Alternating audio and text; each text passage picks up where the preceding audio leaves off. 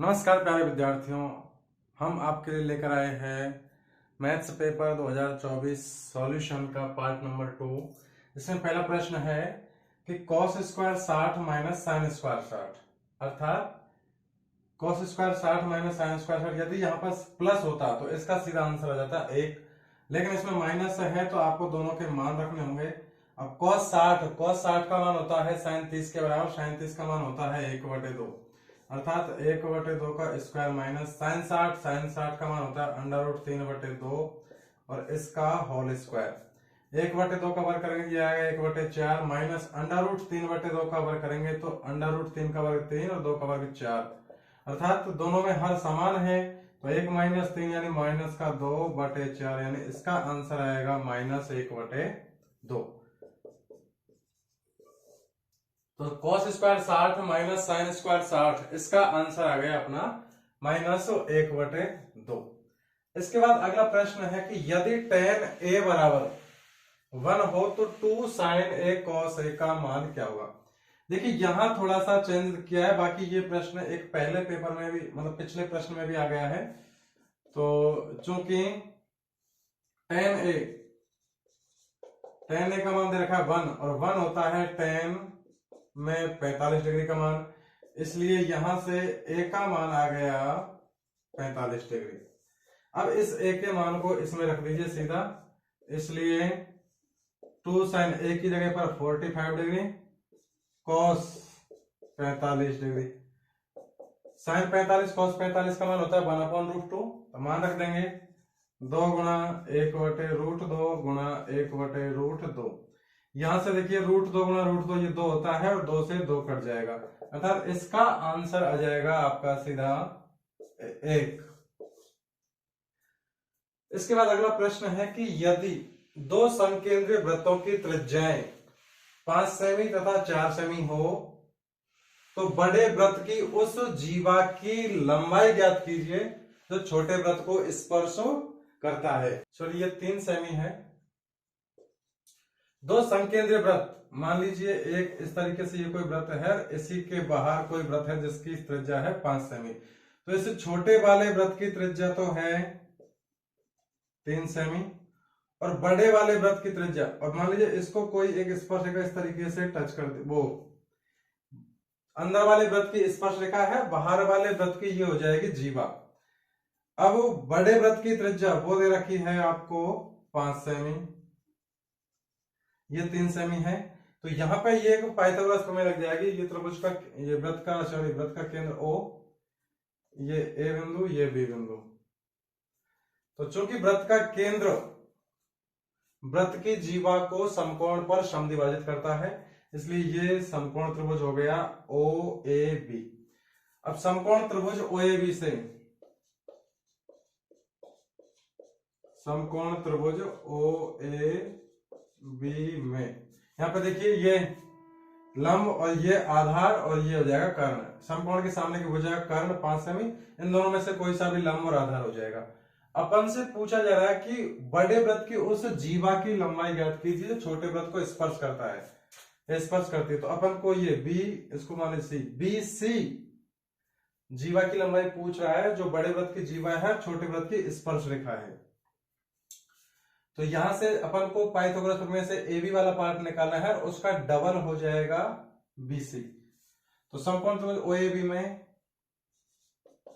AB का वर्ग plus OA का वर्ग बराबर OB का वर्ग। AB अपन को निकालना है तो AB का वर्ग बराबर OB और OA इन दोनों के मान है, तो पहले इसको थोड़ा सा पक्षांतर करके लिख लेते हैं, OB का वर्ग माइनस OA का वर्ग। OB बड़े वृत्त की त्रिज्या 5 सेमी है, तो 5 का वर्ग माइनस OA छोटे वृत्त की त्रिज्या है 3 सेमी, 5 का वर्ग 25 और 3 का वर्ग 9, 25 माइनस 9 16, ये आएगा AB का वर्ग, इसलिए AB आ जाएगी 4 सेमी। अब चूंकि जब ये 4 सेमी आ जाएगा तो ये भी 4 सेमी होगा, तो पूरी जीवा है बड़े वृत्त की BC तो BC बराबर आ जाएगी 2 गुणा AB, यानी AB का डबल, तो 2 गुणा 4 यानी 8 सेमी। अतः उस बड़े व्रत की उस जीवा की लंबाई 8 सेमी हो जाएगी, जो बड़े व्रत की तो जीवा है और छोटे व्रत की स्पर्श रेखा है। इसके बाद अगला प्रश्न है कि दो खंभों के शीर्ष जिनकी ऊंचाई है 20 सेमी और 14 सेमी है, वो दोनों शीर्ष से बंधे हुए कोई तार है, उससे क्षैतिज रेखा के साथ, और तार है वो क्षैतिज रेखा के साथ 30 डिग्री कोण बनाता है। तार की लंबाई ज्ञात करनी है। तार सरल रेखीय रूप में जुड़ा हुआ है, अर्थात जैसे ये कोई 14 सेमी लंबाई खंभा है और ये दूसरा है वो है मीटर में है 14 मीटर और ये 20 मीटर। अब मान लीजिए ये कह रहा है कि दो खंभों के शीर्ष, इनके शीर्ष एक दूसरे से इस तरीके से जुड़े हुए हैं।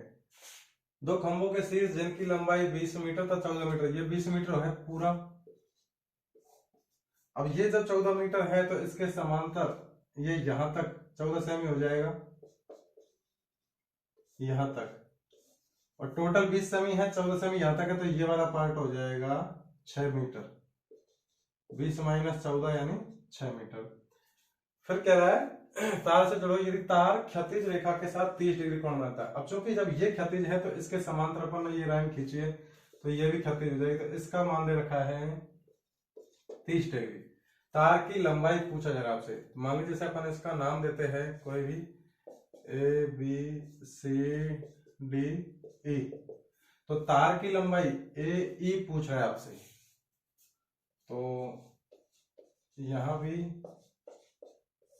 समकोण त्रिभुज ADE में ये एक समकोण त्रिभुज बन रहा है ADE में। कर्ण ये समकोण है तो इसके सामने मुझे कर्ण AE का मान पूछ रहा है और लंब आपको दिया हुआ है थीटा का मान दे रखा है। तो लंब बटे कर्ण AD बटे AD बराबर लंब बटे कर्ण साइन होता है, साइन में थीटा का मान दे रखा है 30 डिग्री, तो साइन 30।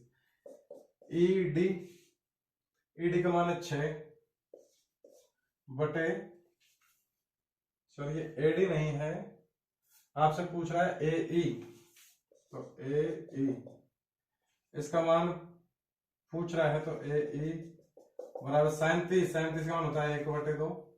यहां से बच गुणा करेंगे, AE को 1 से और 6 को 2 से गुणा करेंगे, तो ये आ जाएगा AE बराबर 6 दूनी 12 मीटर। तो अतः उस तार की लंबाई जिससे दोनों खंभों के शीर्ष बंधे हुए हैं, अतः तार की लंबाई, तार AE की लंबाई है 12 मीटर। अगला प्रश्न है कि यदि बिंदु x,3 और 5,7 के बीच की दूरी 5 इकाई हो तो x का मान ज्ञात कीजिए। यहाँ पे दो बिंदुओं की दूरी वाला सूत्र लगेगा। ये कोई बिंदु है A जिसके निर्देशांक है x,3 और ये कोई बिंदु है जिसके निर्देशांक है 5,7। सवाल में दे रखा है कि इन दोनों के बीच की दूरी 5 इकाई है, अर्थात AB का मान ये 5 इकाई है। तो चूंकि दो बिंदुओं के बीच की दूरी, दो बिंदुओं के बीच की दूरी, यह डिस्टेंस फॉर्मूला D बराबर होता है √x1 माइनस x2 का whole square plus y1 minus y2 का whole square, y1 minus y2 का होल स्क्वायर।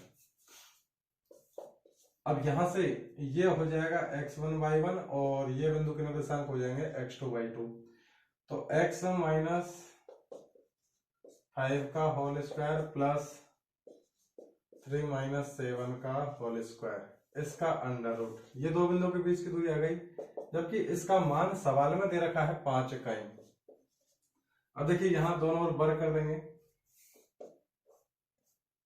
दोनों ओर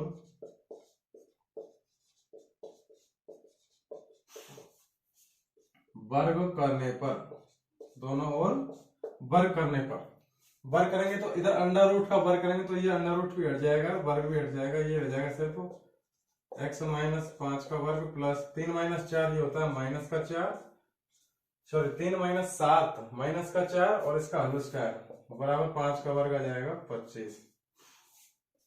यहां से होल स्क्वायर खोलेंगे तो एक्स स्क्वायर माइनस के 10x प्लस का 25, ये a माइनस बी का होल स्क्वायर से खुल गया, प्लस माइनस का 4 का वर्ग आ जाएगा 16 बराबर 25। यहाँ देखिए 25 LHS में भी है, RHS में ये कट जाएगा, तो ये आ गया एक्स स्क्वायर माइनस का 10x प्लस का 16 बराबर 0। अब ये द्विघात समीकरण बन गया, इसके फैक्टर करने हैं आपको। फैक्टर कैसे करेंगे, 8 दूनी 16 और 8 और 2 को जोड़ेंगे तो 10x आ जाएगा, तो अर्थात 8x और 2x लेंगे 10x के रूप में, एक्स स्क्वायर माइनस का 2x माइनस का 8x प्लस का 16 इक्वल टू 0। यहां से x कॉमन आ रहा है, यहां से -8, x कॉमन लेंगे तो x माइनस 2 और -8 कॉमन लेंगे तो x माइनस 2 बराबर 0। यहां से दोनों फैक्टर हो गए, एक फैक्टर तो गया x माइनस 2, दूसरा हो गया x माइनस 8 बराबर 0।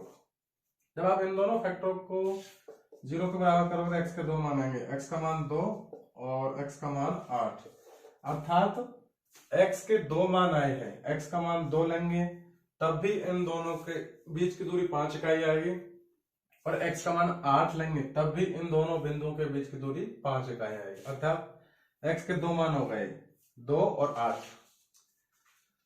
इसके बाद अगला प्रश्न है कि दो संख्याओं का अंतर 26 है। एक कंडीशन तो ये दे रखी है कि दोनों संख्याओं का अंतर है वो 26 है, और दूसरी कंडीशन ये दे रखी है कि एक संख्या दूसरी संख्या की 3 गुनी है, और फिर आपसे संख्याएं पूछी जा रही है। दूसरी संख्या x है, इसलिए प्रथम संख्या वो दूसरी संख्या की 3 गुनी है, अर्थ गुणा x, यानी 3x हो गया। अब कह रहा है कि दोनों संख्याओं का अंतर, अब देखिए ये 3x है, ये x है, तो बड़ी संख्या 3x है, अर्थात अंतर दे रखा है कि 3x माइनस x, तो चूंकि दोनों संख्याओं का अंतर, दोनों संख्याओं का अंतर ये सवाल में दे रखा है 26, इसलिए पहली संख्या है 3x और दूसरी है x, इन दोनों का डिफरेंस दे रखा है 26।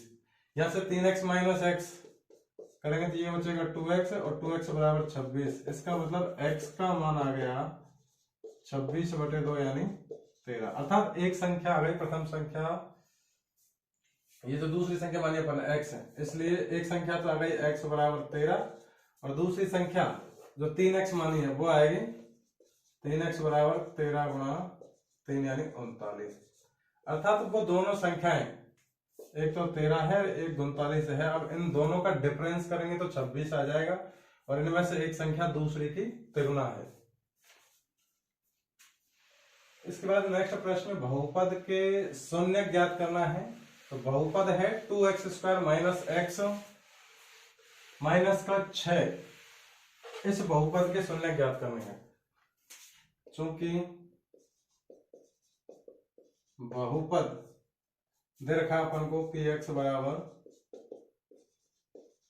2x स्क्वायर माइनस x के शून्य ज्ञात करने हैं, और किसी भी बहुपद के शून्य के ज्ञात करने के लिए उस बहुपद को 0 के बराबर करते हैं।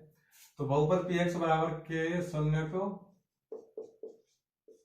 ज्ञात करने के लिए बहुपद को px बराबर 0 करेंगे, या फिर जो px है पूरा बहुपद 2x स्क्वायर माइनस x बराबर 0। अब यहां से जो घात समीकरण बन गया, इसका अपन को हल निकालना है, गुणनखंड करने पड़ेंगे। 6 दूनी 12x स्क्वायर आना चाहिए गुणा करने पर माइनस का, और गुणनफल माइनस आ रहा है इसलिए बीच वाली संख्या आनी चाहिए घटाने पर आना चाहिए माइनस का x। तो इसकी जगह पर अपन माइनस x की जगह पर 2 ले लेंगे, 4x और 3x, बड़ी संख्या 4x ले लेंगे, छोटी संख्या 3x प्लस की, तो इसलिए ये हो जाएगा 2x स्क्वायर माइनस का 4x और प्लस का 3x। तो इन दोनों का डिफरेंस करेंगे तो माइनस का x आ जाएगा, गुणनफल करेंगे तो 12x² आ जाएगा माइनस का। इसलिए यहाँ इन दोनों में 2x कॉमन आ रहा है, तो x माइनस 2 और इसमें प्लस का 3 कॉमन आ रहा है, तो x माइनस 2 बराबर 0। यहाँ से x माइनस 2 बराबर 0 एक फैक्टर आ रहा है कॉमन, और दूसरा है 2x प्लस 3 बराबर 0। इसमें पहले फैक्टर को 0 के बराबर करेंगे तो ये हो जाएगा x माइनस 2 बराबर 0, इसलिए x बराबर प्लस का 2। और दूसरा है वो है 2x प्लस 3, इसको 0 के बराबर करेंगे 2x प्लस 3, तो इससे x का मान आएगा 2x बराबर माइनस 3, और इससे x का मान आएगा माइनस का 3/2। अर्थात x के दो मान आ गए अपने पास, x बराबर प्लस का 2 और x बराबर माइनस का 3/2। अतः इस बहुपद के दो शून्य आ गए, x बराबर 2 और x बराबर माइनस का 3/2। एक बच्चे के पास ऐसा पासा है जिसके 6 फलकों पर निम्नलिखित अक्षर अंकित है। अर्थात कोई पासा है किसी बच्चे के पास और उनकी जो 6 फलकों पर लिखे अक्षर है वो ये है A B C D E और A, यानी A डबल बार आ रहा है उस पासे पर। अब आपसे पूछा जा रहा है कि इस पासे को एक बार फेंका जाता है तो इसकी क्या प्रायिकता है कि A प्राप्त हो, अर्थात उस पासे को एक बार फेंकने पर A प्राप्त आने की प्रायिकता। तो मान लीजिए कि पासे को फेंकने पर A अंक या A अक्षर आए, उसको घटना पर E माने, तो A प्राप्त होने की प्रायिकता हो जाएगी P ऑफ E A। ये हो जाएगी घटना E के अनुकूल परिणाम, घटना के अनुकूल परिणाम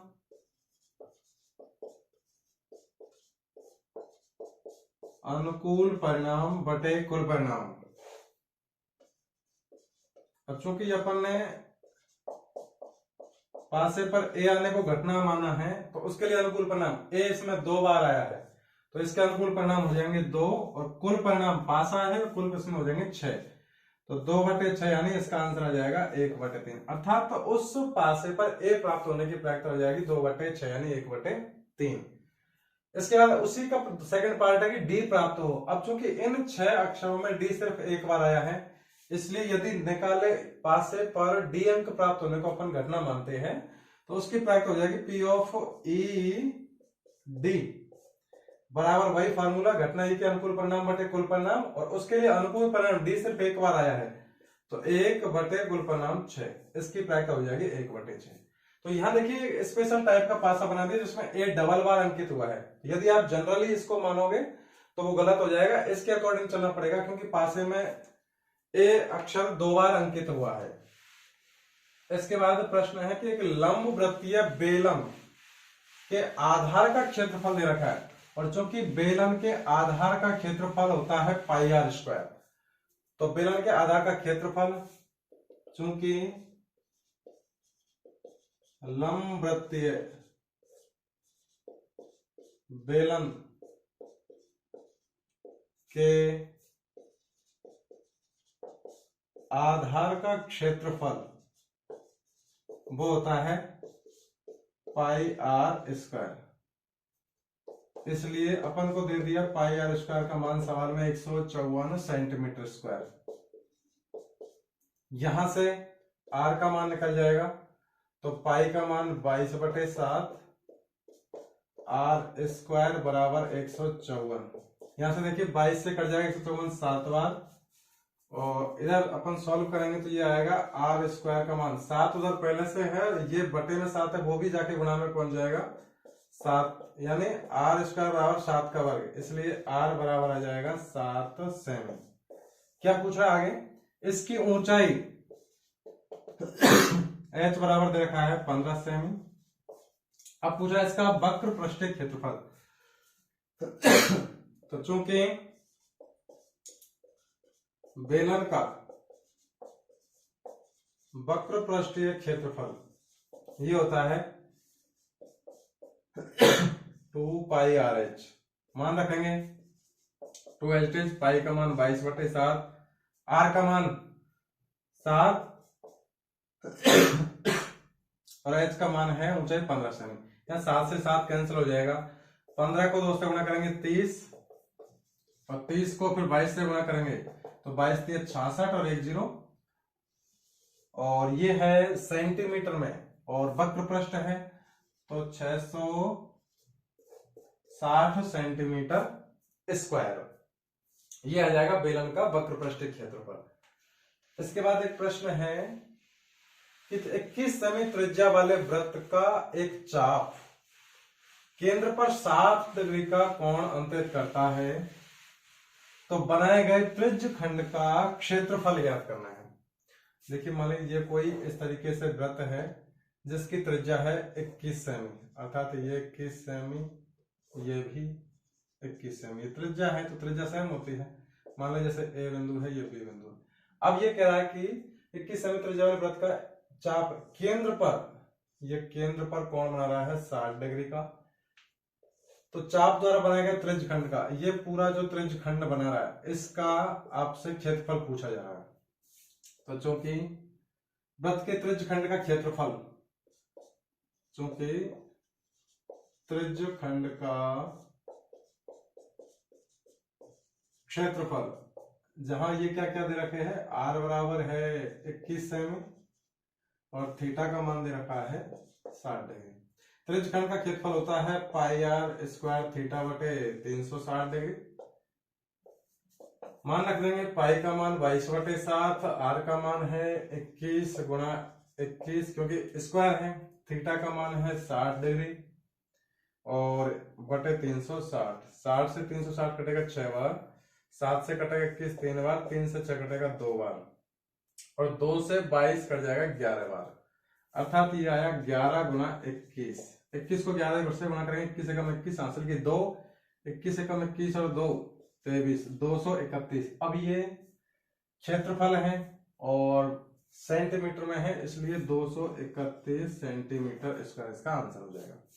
तो अतः त्रिज्य खंड का क्षेत्रफल बराबर 231 सेंटीमीटर स्क्वायर। अगला प्रश्न माध्य ज्ञात करने वाला सवाल है। बारंबारता बंटन आपको दिया हुआ है और आपसे पूछा जा रहा है कि इसका माध्य ज्ञात करना है। कोई भी विधि नहीं बता रखे कि किस विधि से करना है क्योंकि संख्याएं छोटी है तो अपन डायरेक्ट प्रत्यक्ष विधि से कर लेंगे। तो सबसे पहले x और f इनको अपन इस तरीके से लिख लेते हैं 5 6 7 8 9 और 10। इसके बाद f के मान है वो है क्रमशः 8 6 12 7 5 और 6। तो चूंकि प्रत्यक्ष विधि से माध्य का फॉर्मूला होता है माध्य x बार बराबर सिग्मा एफ एक्स बटे सिग्मा एफ या सिग्मा एफ आई एक्स आई बटे सिग्मा एफ आई। यदि सब में आई लगाते हैं तो सब में लगाने नहीं तो किसी में मत लगाओ। अब यहां से देखिए नेक्स्ट किस कॉलम की होता है सिग्मा का मतलब होता है योगफल सिग्मा एफ आई। एक तो अपन इससे डायरेक्ट एफ वाले कॉलम का योगफल कर लेंगे तो ये हो जाएगा सिग्मा एफ आई। योगफल निकालेंगे योगा 8 से 14 12 26 26 और 7 33 और 5 38 और 6 44 अर्थात सिग्मा एफ आई का मान तो आ गया 44। और जरूरत है अपन को सिग्मा एफ आई एक्स आई अर्थात तो एफ आई एक्स आई वाला नया कॉलम बनाना पड़ेगा। तो यहाँ आई लगाते तो ये हो जाएगा एफ आई एक्स आई। अब इन दोनों को गुणा करेंगे तो ये नया कॉलम बन जाएगा एफ आई एक्स आई वाला अर्थात तो एफ के मान को एक्स के मान से क्रमशः गुणा करते हुए। तो 8 को 5 से गुणा करेंगे 40 6 को 6 से गुणा करेंगे 36 12 को 7 से गुणा करेंगे 12 7 84 7 8 56 9 5 45 और 10 6 60। अब ये कह रहा है कि सिग्मा एफ आई एक्स आई अर्थात सिग्मा एफ आई एक्स आई यानी एफ आई एक्स आई का सिग्मा सिग्मा मतलब समेशन योगफल। योग कीजिए इनका 6 और 4 10 6 16 5 21 21 का 1 का हासिल के 2 2 इसमें 6 6 3 9 8 17 17 5 22 और 4 26 26 और 6 32 अर्थात इसका मान आया सिग्मा एफ आई एक्स आई का 321। मान रख देंगे सीधा तो माध्य x बार बराबर 321 बटे 44। अब देखिए यहाँ पर ऐसी कोई सी संख्या नहीं है जो ये कट रहा हो। देखो यहाँ इसमें 3 का भाग जा रहा है लेकिन 44 में नहीं जा रहा, 44 में 4 का जा रहा है लेकिन उसमें नहीं जा रहा, 11 का जा रहा है लेकिन उसमें नहीं जा रहा, तो आपको सीधा 44 का भाग देना पड़ेगा। तो देखिए 44 गुणा 7 करेंगे, 7 चौक 28 का 8 का आंसर की 2, 7 चौक 28 तो 30, अर्थात 7 बार का पूरा पूरा भाग गया। अब 321 में से 308 घटाएंगे, ये बचेगा 13, जीरो बढ़ाएंगे, यहाँ अंक कहीं तो पॉइंट लगाएंगे, जीरो बढ़ा देंगे, हो जाएगा 130। अब 44 को 3 से गुणा करेंगे, 4 × 12, 4 × 12 132 ज्यादा हो जाएगा, तो 44 गुणा 2 करेंगे, 44 गुणा 88, यहाँ आएगा 10 में से 8 गया तो 2, 12 में से 8 गया तो 4, 42, और फिर इसमें जीरो बढ़ाएंगे तो ये समथिंग 9 बार भाग जाएगा, अर्थात इसका आंसर आ जाएगा 7.29। तो निम्न बारंबारता बंटन का माध्य, जो ये बारंबारता बंटन दे रखा है, इसका माध्य आया है 7.29। और भी इसी प्रकार की वीडियो देखने के लिए हमारे चैनल से जुड़े रहिए। फिर मिलते हैं नेक्स्ट वीडियो में, तब तक के लिए धन्यवाद।